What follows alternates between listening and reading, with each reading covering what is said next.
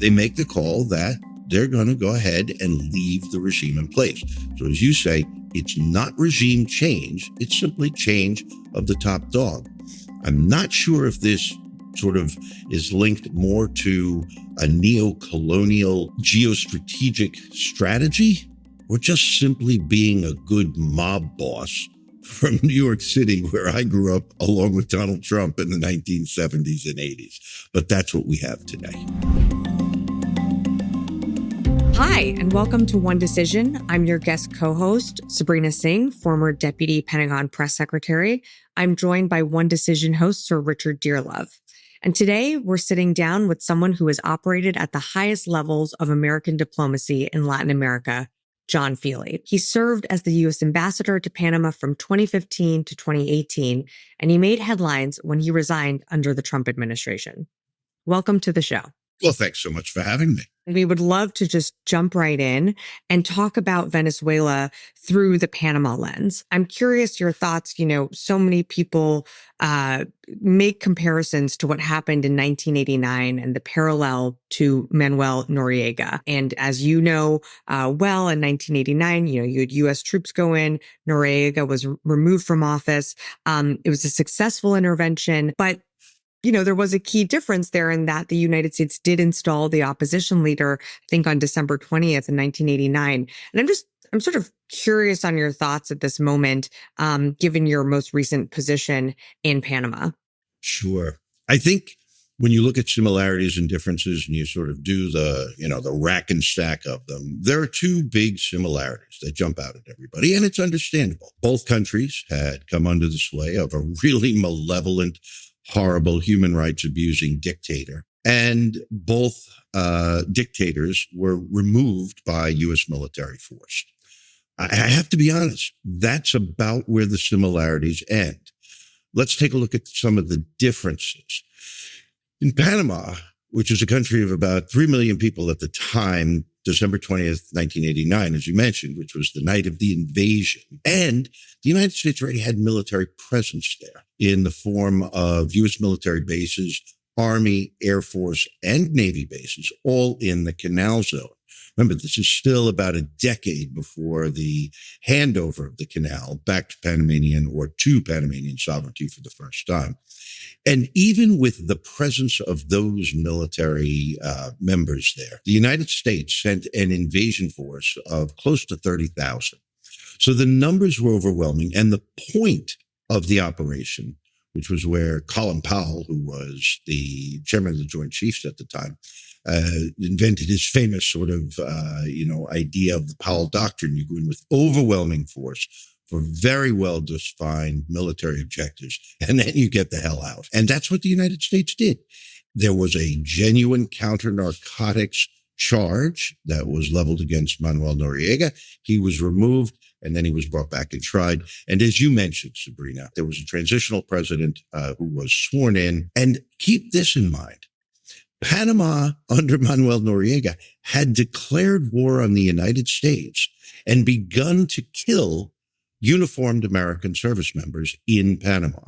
So very different pretext. Now let's move over to Venezuela.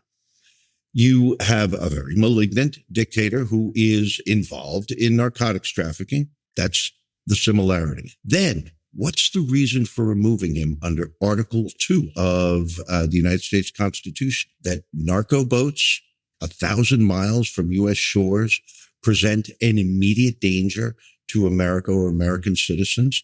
It's a little bit different in terms of the immediacy and the clarity of the reason than American soldiers being shot and killed in Panama. Second huge difference that you have to understand is that the motivation for the operation is questioned by most legal analysts of international law and constitutional law.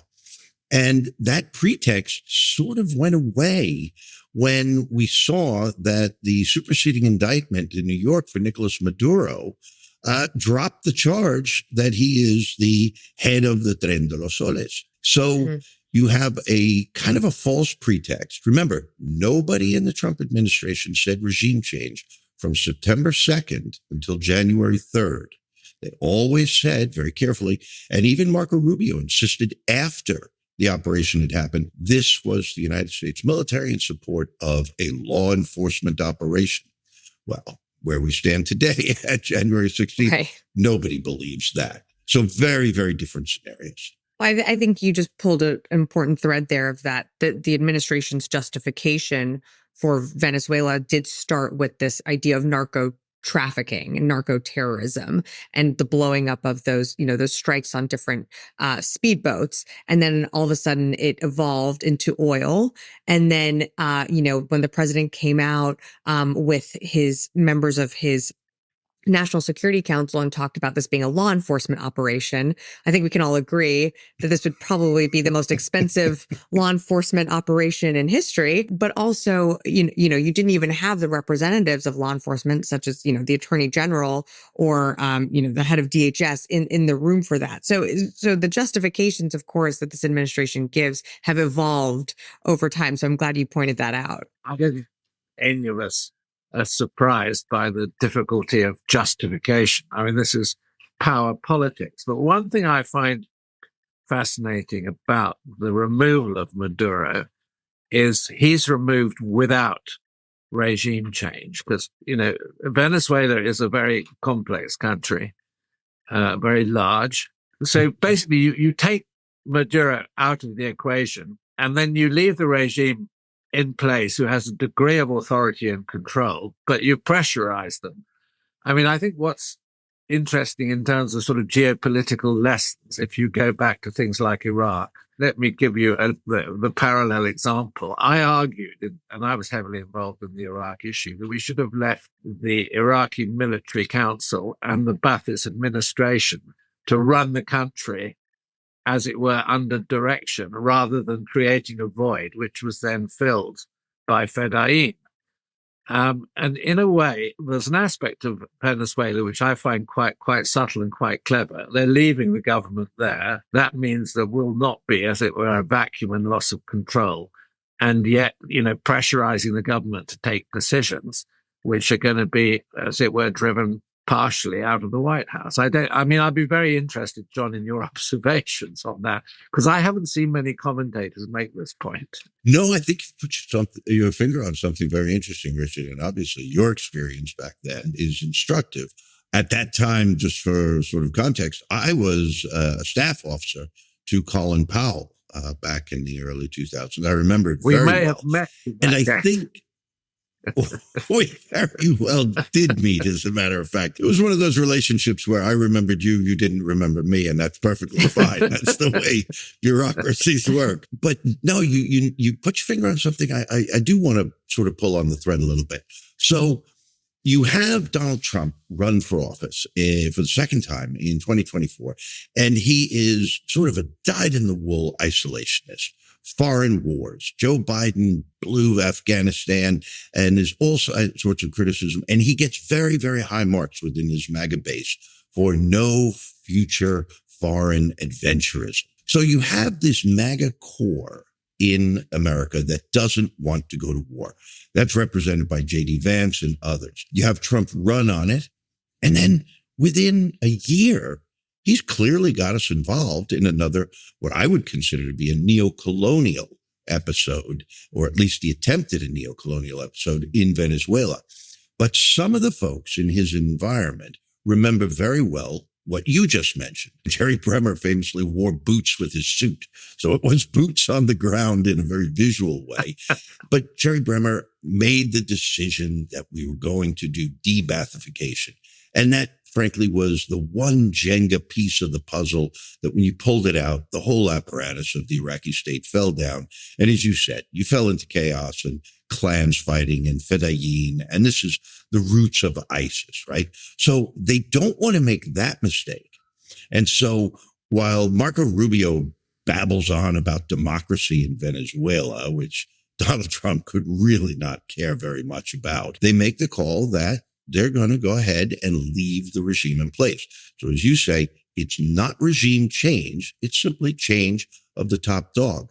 I'm not sure if this sort of is linked more to a neo-colonial geostrategic strategy or just simply being a good mob boss from New York City, where I grew up along with Donald Trump in the 1970s and 80s. But that's what we have today. I think Sir Richard brought up a great point, and that you also made, just about the changes that we're seeing with this administration and how we kind of view not just democratic values, but, transitions and changes that happen in different countries. So we have the acting president of Venezuela, Delcy Rodríguez, and then we have Maria Corina Machado, who just met with President Trump. I'm curious to your take on both of these two leaders and how you see them playing in Venezuela in the current state that the country is in right now. This is obviously a malignant regime that is really not so much a government as it is a criminal syndicate masquerading as a government that operates by fear. Again, I think the mob analogy, the mafia gangland analogy is quite apt. In that environment, Delcy is an exceptionally skilled survivor. Keep in mind, she's educated. That makes her different from most of them. Her father was an inveterate ideological communist who was killed in prison on the orders of the CIA, according to her. I don't believe the CIA ever said kill him, but as the way things worked in the 50s, 60s, and 70s, the CIA would wink, Latin American strongmen would act, and she blames the United States for that. So this is a woman who has a very personal animus against the United States, against imperialism. She speaks French, she speaks English, she's been around the world, and she fell afoul of Hugo Chavez. And Chavez kind of exiled her. She never had any serious positions there. When Maduro gets in after Chavez dies, he spots her and says, you know what? I need her on my team. And she does a yeoman's job for him. She's credited with stabilizing the economy amidst the American sanctions. She is described by all of the international businessmen who meet her as alternatively charming, ruthless, intelligent, etc. It's not very surprising that she would get along well with Donald Trump if she is willing to forego that ideological socialism, anti-imperialism. On the other hand, you have Maria Corina Machado. This is truly the Iron Lady of Venezuelan democracy. She's hung in there. She's never left the country. Her family's in exile. She herself has been physically beaten up when she was an assemblywoman in the legislature. And she is the absolute extreme of no quarter for Chavismo, for the Maduro regime. She has undermined opposition attempts over the years at negotiations. And she is just, sort of the untarnished beacon of democracy, neoliberalism, and capitalism. The fact that the president would give her the bum's rush yesterday, literally tell her in not so many words he wants the Nobel Prize, and that she would go ahead and then give it to him, it's a horrible debasement of Maria Corina Machado. I can tell you, I speak to many people in the opposition. They are destroyed by this. Many are now scrambling to put the best face on it and say, well, this is realpolitik. You play with the cards you got, not the ones you wish you had. But the fact that she has done this, and the fact that it's pretty clear the Trump administration is not going to facilitate her return to Venezuela. And even if she gets back in by paying some, mercenary group to smuggle her back in, it's pretty clear the regime would imprison her without much complaint from the Trump administration. I hate to say it, but I think she has begun her sort of dying on the vine act. I hope I'm wrong, and I'm wrong many times, but that's how I see the future. I'm surprised you make that judgment, because I would have thought, let's say Rubio, who is the national security advisor, is subtle enough. The argument would be wait 18 months, 2 years, pressure the regime, then hold the democratic election when Machado would have to run. So I would rather hope that by not hurrying in the direction of regime change, but letting democracy do its work, because it was quite clear, of course, that Maduro lost the last election catastrophically and then fixed the result, of course. And it would be very difficult to have an election and, as it were, allow the regime to do that again, But anyway, one of the things I'm really fascinated by now is what the geopolitical follow-ons might be from what's happened in Venezuela. And I mean, the two countries that sort of immediately spring to mind for me is, the impact on Cuba in terms of Cuban oil and what impact that's going to have on the Cuban economy. And of course, the position of China in the region and, what China feels its options are now in Donald Trump's backyard, as it were. So I'd be very interested, using your experience, John, to hear what you feel in those two. I mean, before we get on to the Panama Canal and C.K. Hutchinson and some of those issues. Yeah, certainly, Sir Richard. Let me just come back to one thing before we take up Cuba and China on the election scenario. I hope that your vision or the possibility you outline of Marco Rubio being that subtle and that persuasive comes to pass. I genuinely do. But think of your own experience in Iraq. What does it take to hold an election? Above all, it takes security on the ground. And right now, the arms on the ground are in the hands of Delcy. Why would Delcy order security on the ground absent a U.S. force?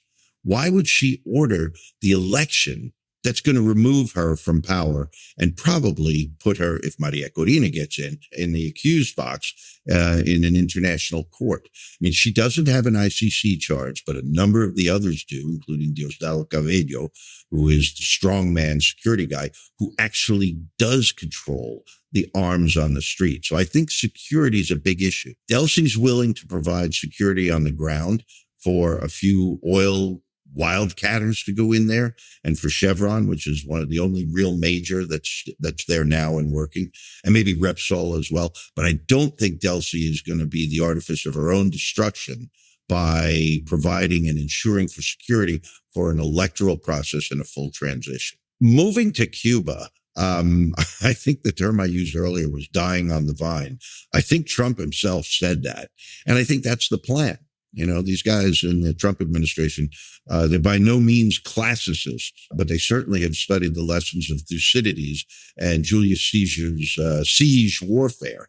When you put a blockade on the ghost fleet coming out of Venezuela with its crude, you effectively starve Cuba. Cuba's been in horrible shape for a long time, fully independent of the American embargo. It contributes, but it's certainly not the prime mover.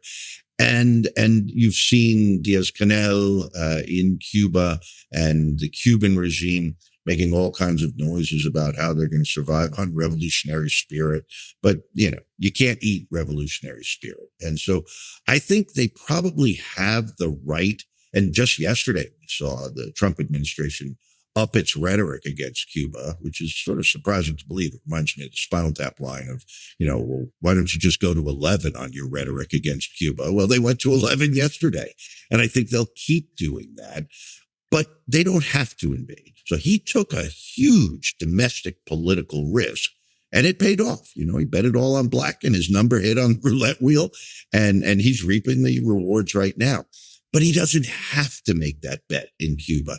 I think you'll just see the consistent siege of Cuba by the tightening of the oil. I don't think there's going to be any kind of revolution in the Cuban streets, despite Marco Rubio's desires. I think that will be a long and relatively slow atrophying of the Cuban state's control. Beyond that, I'm not sure what the Trump administration would be willing to do, because Cuba doesn't have all that much that the United States wants. It certainly doesn't have the kinds of resource riches that Venezuela does. On China, we all know their exposure to the region is commercial. Now, it is dual use commercial. There's no question about it. They use it for their intelligence purposes, both national security intelligence and business intelligence, for intellectual property theft, things like that. I think that the Chinese, who are owed billions of dollars by Venezuela, probably long ago realized that they weren't going to be repaid. They're certainly not going to be repaid with Donald Trump controlling all of the oil wealth that comes out of Panama. But I think there may be an aspect that they take comfort from if you ascribe to the spheres of influences belief about how Donald Trump certainly sees the world. I'm not sure he's held the Yalta conference to be able to sit down with Vladimir Putin and Xi Jinping and say, all right, you get Asia, you get Europe, I get the Americas. But that's certainly how Donald Trump acts. And we know that China's big obsession is its own near abroad, which is Taiwan. I think they probably feel that if, as stated in Xi Jinping's Congress speech, his annual speech to their committee, he sees, as they always have, the reunification as being inevitable, is the word that he uses. I think this may have made it a little bit easier. One argument against that could be that they saw the prowess of the U.S. military in that operation. And the thought, even if there's only a 10% chance that Donald Trump might react poorly to a Chinese invasion or takeover of Taiwan, if they do react, they, at least the Chinese, have a very real understanding of the capability of the American war machine. I think you make an interesting point about China and knowing sort of U.S. military capability. And I think certainly the operation on January 3rd showed the incredible sophistication that our military can conduct an operation like that. And then, of course, when we joined Israel in the strikes against Iran, again, that was a showcase of U.S. military might. So it is a signaling to China. And it's also showing, I think, China that this administration is so focused on the Western Hemisphere that what are we not focused on in the Indo-Pacific, which I think opens up certainly more avenues for China as it looks to reunify with Taiwan at some point. Because we're talking about China, and I know Sir Richard brought up C.K. Hutchinson, and I'm curious, there is this Supreme Court case moving through in Panama, and can you give us a little background about that case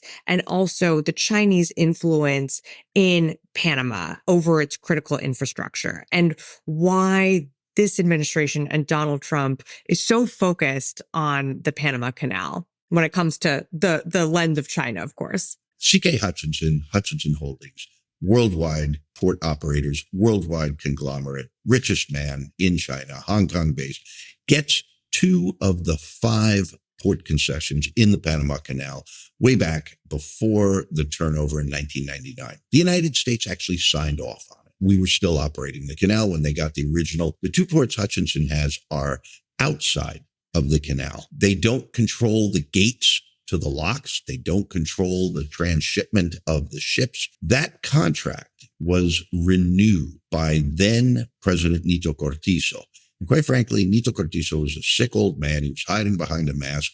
It was his vice president who was running for office in the next election, Gabi Carrizo, who oversaw the renegotiation of that contract. There were any number of alleged irregularities, to include the fact that it didn't go to an open licitation. There was a closed door, Hutchinson, Carrizo, and the associated, what's called the Panamanian Maritime Authority, which is in charge of negotiating those use contracts. They don't control, they don't own anything, but they have the right to operate it and make money operating it, as long as they pay money back to Panama. Well, the new Molino government, which came into office in 2024, among the first things it did was say that was a corrupt, improper public concession that was renewed for Hutchinson. And in addition, since 1999, for the last 2 decades plus, they've been ripping us off. It was alleged that there were billions of dollars that weren't paid under the original concession that had been granted. All of that goes to a long investigation. The investigation is then presented to the Supreme Court. And the goal of the investigation is that this contract should be abrogated. And they put it to the Supreme Court to find out if indeed the contract is legal. And the betting in Panama is that the decision of the Supreme Court will go against Hutchinson and that the government of Panama will thereby be legally empowered to abrogate the contract. When that happens, I have no doubt, according to my sources in Panama, that there will be a seamless handover to continue the operation of the two ports, Balboa and Cristobal, and they'll probably split them because they'll make more money if they offer two new concessions. The loser in this, frankly, is not C.K. Hutchinson, because Hutchinson wanted to sell it in the first place and had a deal with MSC, huge Italian shipping conglomerate, and BlackRock, the American hedge fund, to sell or transfer the concession. That was stopped by Xi Jinping several months ago, who said, wait a minute, you can't do that. I want Costco, the large Chinese shipping conglomerate, I want them to have a stake. And indeed, Xi Jinping, in his own sort of power politics place, said, I want them to have a majority stake. Well, that didn't go anywhere. That's sort of sitting on a back burner while everybody waits for this court case to be decided. And hopefully we'll have an answer to that pretty soon. When that happens, I believe that will be sufficient justification for Donald Trump to go, see, on January 20th in my inaugural speech, I said we're going to take back the canal. We took back the canal. The Chinese are out. In point of fact, it's really sort of smoke and mirrors and political rhetoric. But for world consumers, certainly for consumers on the East Coast of the United States, where most of the North Asian manufactured goods flow through at the lowest possible cost, it'll be good news. And it'll be good news for Panama because it'll be business as usual. There is a general point that lies behind this, which I think is quite important. Maybe in terms of your interpretation of what's happening, it's no longer relevant in Panama. But one of the criticisms or dangers of dealing with C.K. Hutchinson and Costco and these big Chinese port companies is that over time, they are constructing maritime port facilities in a manner which makes them only compatible with Chinese-built ships. So that you have this huge maritime blue water building program. And China, as we know, are brilliant at creating dependencies. So what you find isn't just a sort of domination of their presence, but you find that if you want to transport something quickly, you have to put it in a Chinese ship because the port facilities won't fit an Italian ship or a Panamanian ship or whatever it is. I mean, do you think this issue applies in Panama at all? It's a marvelous point, Sir Richard, and you're absolutely right. We've seen this in places like Djibouti. We've seen it in Africa. We've seen it in Southeast Asia. One of the great things about little old Panama is they kind of learn how to do business with pirates and angels. And the canal operators, the Panama Canal Authority, is truly perhaps the only institution of Panama's democracy, which isn't so bad compared to regional standards, but that is the one institution that has really never been corrupted. They run the place efficiently. They run it for the Panamanian people and state. And the difficulty, or the thing that I think will be very hard for, and probably what keeps Jose Raul Molino, president of Panama, up at night, is once Trump claims victory in Panama, right, which he will present to his MAGA supporters as the United States running the canal. Mm-hmm. Most folks won't dig much further than his Truth Social post, and everyone will be happy. The Panamanians are smart enough to go, yeah, let him say that. Just let him say that. Molino, I suspect his next worry will be, well, what else does the rapacious and seemingly, insatiable Donald Trump want here in my little country? And I just don't have an answer for that right now. But kicking the Chinese in the shins even further might be part of what he does see in Panama if he chooses to look at it. It does seem that this administration, depending on how the court case goes at the Supreme Court level in Panama and how it unravels for C.K. Hutchinson, will take it as a win and spin it to the American public that this is exactly what I promised. But as you rightfully point out, there's a lot more there to sort of unpack. Just given your expertise in the region, and I would love your kind of 30,000-foot view of just diplomacy and where it stands. We had a purging or mass recall of ambassadors at the end of December in 2025 from all around the world. We're seeing the president threaten military action in Colombia, going after cartels in Mexico. Of course, we're seeing an expansion of military prowess with our joint strikes with Israel and Iran, and then this potential idea that we're going to just take over Greenland. But there's a clear focus back on the Western Hemisphere and the so-called Monroe Doctrine. And I would just love your thoughts on kind of where we go from here and the impacts that you see this having on diplomatic relations with the U.S. and countries in that region and with our allies. As Sir Richard knows, diplomats are famously cynical, and I always try to mucker pose a cynical front. But I have to be very honest here, Sabrina. The state of diplomacy, American diplomacy in the hemisphere, is almost moribund. And it's personally very painful to see. If you look at U.S. national strategic doctrine, not the recent strategy issued, but our doctrine since the end of the Second World War, we have always used the acronym DIME, D-I-M-E, as the sort of shorthand for the instruments of American national power and power projection outside the United States. And that acronym stands for diplomacy, information, military, and economic power. I think it's fair to say that in the first year of the Trump administration, it is now me, military and economic. And I would also say me, Donald Trump. There really is no professional diplomacy that's going on. What there is are a host of his crony friends. These guys are 3 talking points deep on everything. Now, there is an advantage to that when you back it up with Task Force 160 and 10-20% of U.S. military prowess sitting off the coast of a country, because you don't really need to be PhD level or Oxford first level if you've got guns, right? And that's what Stephen Miller said the other day. Yeah. He said, power. These are laws of history. Well, yeah, but it brought us to a very bad place. So diplomacy, I think, has been completely neutered. All of the ambassadors that run the 20 plus missions in Latin America are political appointees.